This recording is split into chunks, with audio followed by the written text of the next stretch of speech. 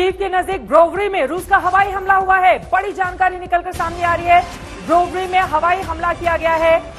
ये बड़ी खबर इस वक्त की कीव के बिल्कुल नजदीक है ब्रोवरी, जहां पर रूस की ओर से हवाई हमला किया गया है।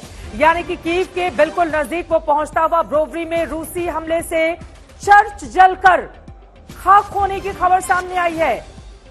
चर्च जलकर खाक हो गया है। ब्रोवरी में रूस का हवाई हमला हुआ है। कीव के बिल्कुल नजदीक ये पूरा का पूरा इलाका बताया जा रहा है। रूसी हमले से चर्च जलकर खाक हो गया है।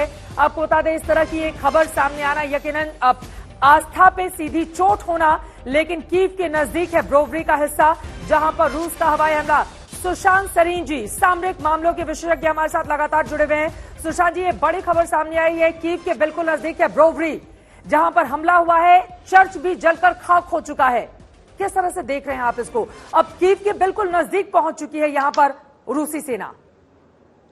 देखिए, मैं तो मानता हूं कि अब जो सबसे बड़ा उनके लिए उद्देश्य होगा वो कीव को टेक ओवर करने का होगा, और वो जितनी जल्दी कर लें उतना बेहतर होगा, क्योंकि उसके बाद जो उनकी बाकी की रणनीति है वो उसके बाद स्पष्ट होगी।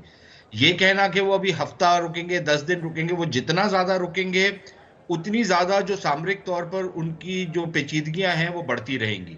ऑलरेडी हम देख रहे हैं, और मैं जनरल साहब से बिल्कुल एग्री नहीं करता कि नेटो में दम वम नहीं है। अनलेस जनरल साहब ये बोल रहे हैं कि भाई नेटो को जंग में कूद जाना चाहिए और तीसरा विश्व युद्ध शुरू हो जाना चाहिए।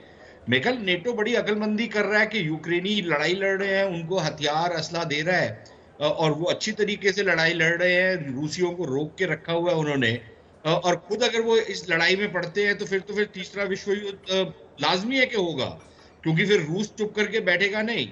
और क्या हम ये चाहते हैं? तो मेरे हिसाब से एक तो बात वो रणनीति उनकी मेरे को बिल्कुल ठीक नजर आती है। दूसरी चीज ये कि जो सैंक्शंस हैं वो ऑलरेडी हिट करना शुरू कर गई हैं।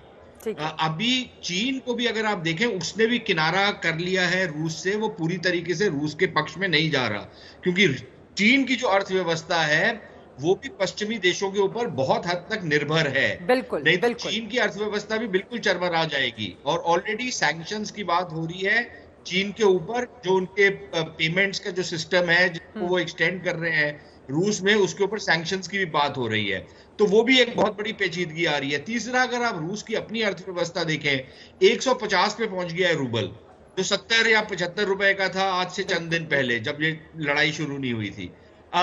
उसके बाद उनकी कोई आयात और निर्यात प्रैक्टिकली ठप हो गया है। जितनी कंपनियां वहां पर काम कर रही थी, आप बेशक उनसे जूते मत खरीदें, लेकिन उन कंपनियों ने आपके बहुत बड़े तादाद में लोगों को नौकरियां दे रखी थी। वो कहां नौकरियां उनको मिलेंगी?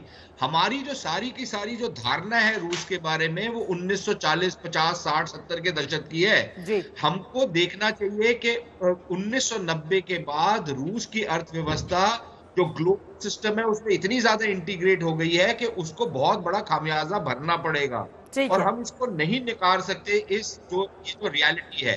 बाकी जो जंग है वो वहां तक मैं जनरल साहब की बात बिल्कुल मानता हूं कि जंग में हावी तो रूस रहेगा, क्योंकि उसके पास असला है, प्रोवाइडेड कोई और उसमें ना कूद पड़े।